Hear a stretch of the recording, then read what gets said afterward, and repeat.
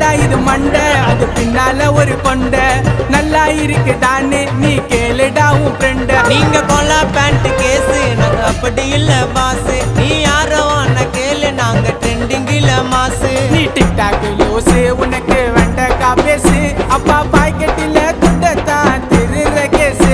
நீ டிக்டாக் லூசு உனக்கு கொய்யாக்கா பேசு அப்பா பாக்கெட்டில துண்டத்தான் திருற கேசு.